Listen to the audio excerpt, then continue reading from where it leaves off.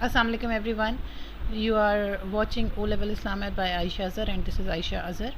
Hope all of you are doing well, and we're going to continue our lecture of Hadith number 11 till 15. In previous lecture I have explained you about Hadith number 6 and 10, and in the part 1 lecture I have explained about Hadith number 1 till 5. Let's start with Hadith number 11 to 15. It says that I and the man who brings up an orphan will be in paradise like this, and he pointed out with his two fingers, the index finger and the middle finger. Now the main idea of this theme is about our role and responsibility towards our community, because orphans, widows are the member of our community. As I told you earlier in my lecture, that any hadith which benefits your community will be related to communal, but any hadith which is related or give benefit to you only, then that hadith is an individual hadith. So this hadith clearly states about the our care and concern towards orphans and towards community. So we'll begin the main teachings of this hadith. That this hadith teaches us to have concern for the orphans and to support them, as Islam confers great rights on the helpless and distressed person. Now you see, in first statement I have used orphan, and in the second one I have used helpless and the distressed person. I try to avoid repeating the same word in the statements, because it will give monotonous look. In the third statement I have used orphan, but about their upbringing, because I have explained that these promises paradise to a person who brings up an orphan. Such a person will be close to Prophet as two fingers are close to each other.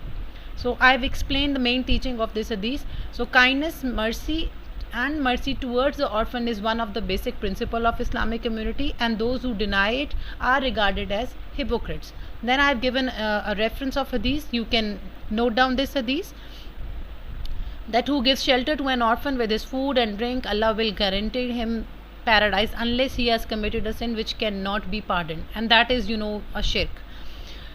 Now how we can put these teachings into an action? First we'll begin with the general statement, that is Muslim today must be kind and considerate to the orphans, and they should make arrangements for their upbringing and should safeguard their possessions honestly. As Prophet himself said that the best Muslim house is that in which an orphan is well treated, and the worst Muslim house is that in which an orphan is ill treated. One more thing you need to remember, students, that is whenever you are writing reference, it should be related to your content. I have observed and seen many students who used to give quotations and feel that if we have given quotation, this is more than enough, but it's not like that. Your reference should be related to your content, and in hadith question only hadith reference should be in your explanation. Okay, so Prophet since he was himself an orphan, he always treated orphans with mercy. Over here you can give example of Sahal and Suhail, which I have already given in the previous hadith, in my previous lecture. You can watch that. If you want to know that what's that, you can clearly watch that video in which they wanted to give that land of Masjid al-Nabawi, but Prophet in order to avoid injustice, he paid full amount through Hazrat Abu Bakr of Masjid al-Nabawi's plot. Alright, this example you have to quote actually. So following the Prophet's examples, Muslims should not be harsh or ill-tempered towards the orphans.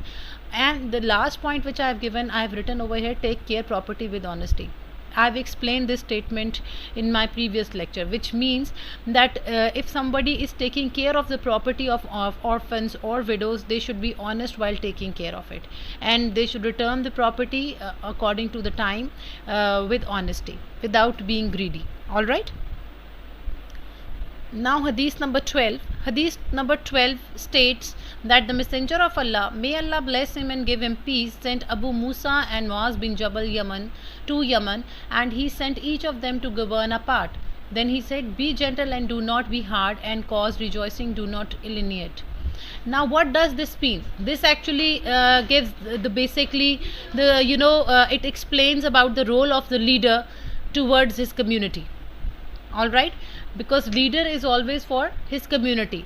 So this gives benefits to the community. If the leader is lenient, if the leader is flexible, this means that he is showing his responsibility, his role towards his community.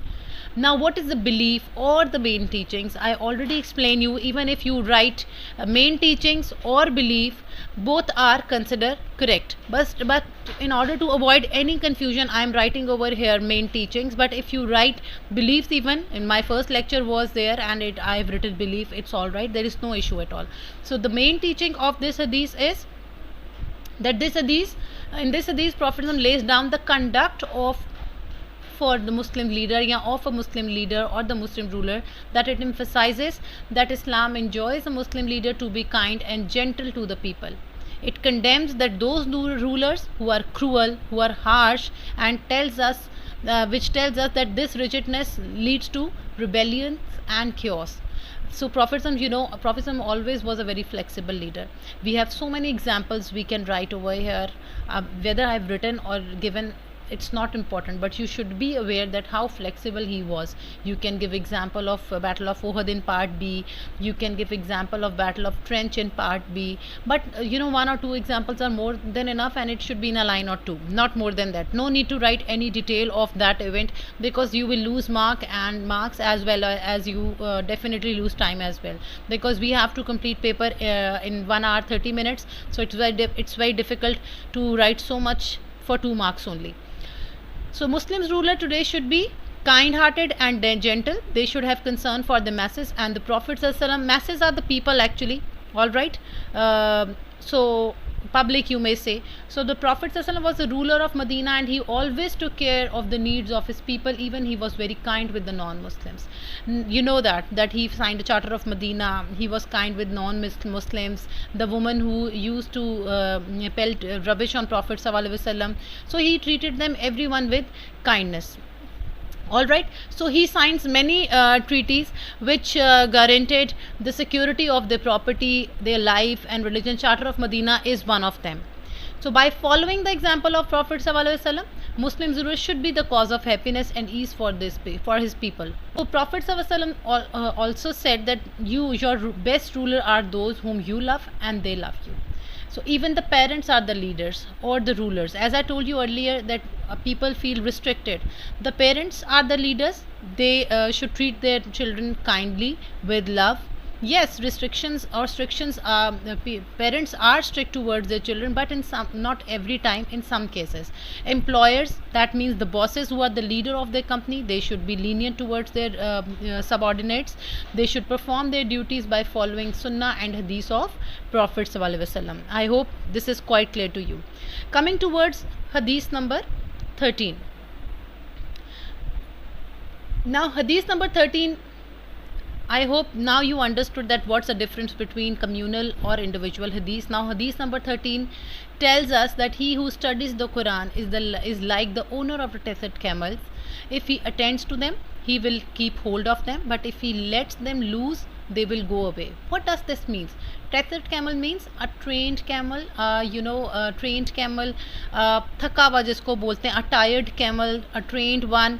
So Quran is the one is similar to that. The person who recite Quran regularly, he will going to have a grip on Quran. The people who recite Quran on a regular basis, they recite it more easily than those who recite occasionally. So this hadith basically telling us the same thing, that this hadith highlights the importance of reciting Quran regularly in order to seek guidance from it. Now it's not only a recitation of Quran, it's about recitation and reading of Quran. Reading means reciting Quran by understanding its meaning. When we understand the meaning of the Quran, we'll be able to implement its teaching in a correct way, and we'll be able to seek Allah's pleasure. So it reminds us about our responsibility of learning the Quran and retaining it in order to implement the teaching, as I told you earlier. Alright, so memorizers of the Quran can benefit themselves by keeping it fresh in their memory. Definitely when they revise Quran on a regular basis, they will be able to keep their Quran fresh in their minds.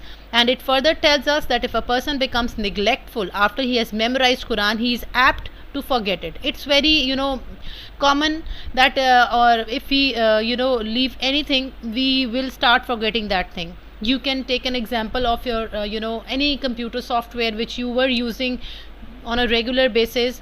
definitely you will be, you know, in a better position to use that software. But as soon as you leave that thing and you will again try to use it after so many years, it will be difficult for you to recall everything. So the practice which made you perfect at that time when you were using it regularly will definitely give effect to you when you use it after so many years. So it's the same with the Quran, that those who recite Quran regularly, they are, you know, more can easily recite Quran as compared to those who do not recite it or who recites occasionally. Most importantly, if we will not read Quran with its meaning, reading means read with meaning, reciting means recitation of Quran. So when we are reciting and reading Quran, that means on a regular basis, that means we'll have a grip on Quran as well as on the teachings of Quran. All right, so then I've given a reference of hadith, that is keep on reciting the Quran. The Prophet said that keep on reciting the Quran, for by him in whose hand my life is, Quran runs away, is forgotten faster than camels then are released from their tying ropes. So it's the same thing. Now how we can implement the teachings of this hadith? Number one, definitely we'll start with a general statement that Muslim today should devote themselves for learning and understanding the Quran because it carries a great reward. Then memorizers of the Quran should regard it precious and keep it fresh by revising it regularly, because everyone cannot memorize Quran. So it's not easy for everyone to memorize it. So those who are the memorizers, they are the blessed one, they are privileged one.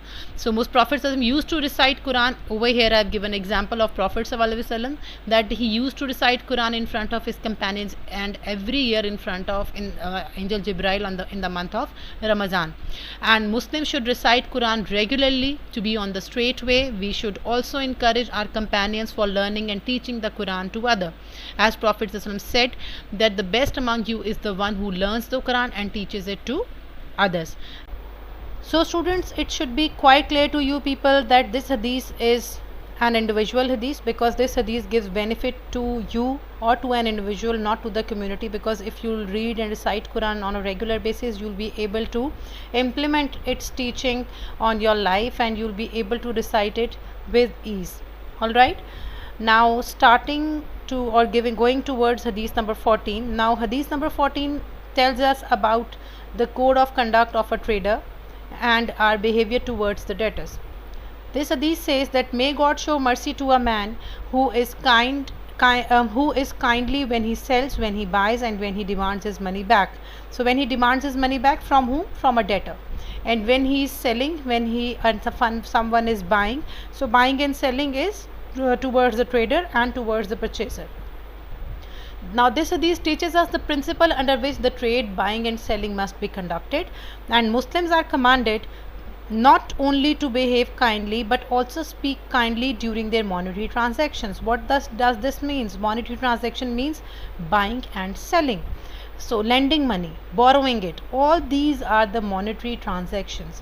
It also instructs us to be kind with debtors as well. When you are giving money to someone, when you are lending money to someone, you should not be harsh while demanding your money back. You should feel blessed one, that Allah has given you so much that you are helping Allah's being with your money. All right, so if the debtor, as Prophet himself said, that if the debtor is in difficulty, grant him time till it is easy for him to repay. It further explains us that the honest and fair dealings in business conducted with understanding are rewarded with profit as well as laudable reputation in this life and Allah's mercy in the hereafter. Laudable reputation means praiseworthy reputation. You should use a good vocabulary while explaining your hadith, while explaining your answer. This is also a key point to achieve A's and A stars. Now moving towards actions, that how we can implement these teachings in our life. First of all, we'll start with the general statements that Muslims should be gentle and polite in business dealings. Prophet ﷺ disapproved disapproved all transactions which were unjust or caused hardships to the buyers or sellers. And being a trader, he was very kind and honest. We have given the example of Prophet ﷺ, that he was a trader and he was very honest. Because of his honesty, Hazrat Khatija sent a marriage proposal, and you can give this example as well, that following his examples, Muslim today should be considerate and kind towards others. As Prophet said, a rude and ill-tempered trader will not enter paradise. Now Muslims should be honest and fair in their dealings. They should not be harsh with debtors while taking their money back and give them time. The buyers, on the other hand, should pay sellers what they owe. Not over here I have written not to earn hard or high or unjustified profit. This means that the trader or the businessman or the shopkeepers should not earn high or unjustified profit. For instance, if they have bought something of 10,000 or 1,000 rupees, so he should not sell that product with 4,000 rupees, or if he had purchased it in 10,000 and he's selling it in 25,000, this is unjustified profit. All right. Vendors, on the other hand, should be honest while selling and weighing their articles or products. Sometimes they display fruits or something like that, a very attractive sort of and big size of a fruits in front of a buyer, and when they used to give it, they just being dishonest and give whatever they feel is give benefits to them, a smaller one and not in a good quality. So this should not be practiced by the vendors. Now hadith number 15, and I hope this is also clear that this hadith is communal hadith, because it's about buying and selling, and buying and selling is done with the community, not by the individual. All right. Definitely when you sell something, you will sell someone else to someone else. When you lent money to someone, so you are giving to someone else. So this is your right and responsibility towards the community, and this hadith number 14 is a communal theme hadith. All right. Now hadith number 15, the last one, because this lecture will is for 55 hadiths, 11 till 15, and my next lecture will be from 16 till 20 hadiths.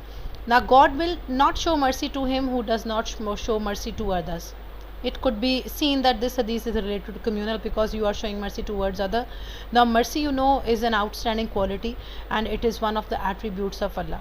And I have written over here that this hadith teaches us to develop the outstanding quality of mercifulness, as it is a sign of a true believer. It tells us that mercy is one of the attributes of Allah. So polite conversation, upright behavior and forgiveness can make us dear to Allah, as He loves those who are kind and merciful towards His creature. So this hadith includes not only Muslim but also non-Muslims. Over here I have used a word infidel, and you are supposed to write infidels. That means a non-Muslims and men of all faith and nationalities. Then I have given a reference of hadith.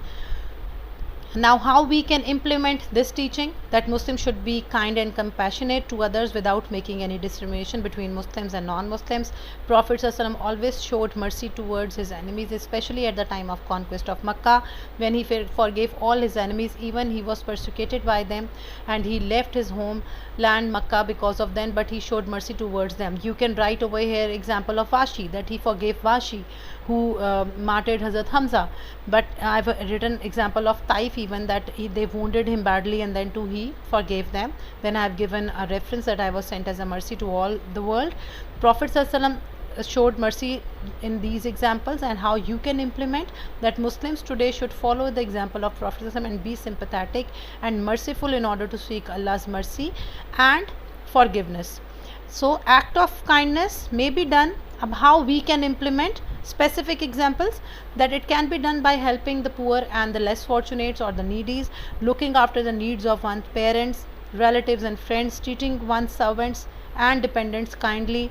That means not to be harsh with the servants, to be considerate towards the servants. If they do any mistake, they should be forgiven. You can write this example in detail, because sometimes when you are writing that how we can implement, it has to be in a developed form, otherwise marks you will lose marks. So when you are writing towards servants, please write it down, that to show mercy and forgiveness towards the servants when they commit any mistake. So this is all for today. We have done till hadith number 11 till 15. I hope you understood all the concepts, and inshallah in next lecture I'll be sharing the last 5 hadiths of question number 1. So keep watching my channel, and don't forget to like and subscribe my channel. Don't forget to press bell icon so that you will be notified whenever I upload a new video. Jazakallah. Allah Hafiz.